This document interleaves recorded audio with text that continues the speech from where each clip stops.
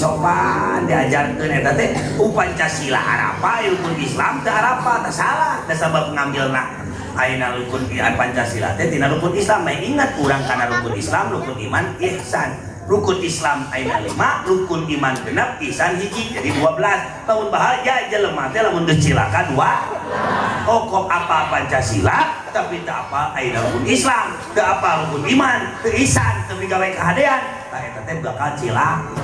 Mata la ilaha illallah angkana teh aya 12 supaya ingat urang kana hirup ulah jauh tina ngararapkeun rukun iman, rukun Islam, ihsan ka Gusti Allah. Adab tata krama salaki gering pencetak usapan tong disentakan wae masih pegang di mah geuring teh kalakader di fotoan statuskeun nuju ngagibrik budak deui ge kogit dan kitu teh awe mut ka salaki ome HP we digeulakeun teh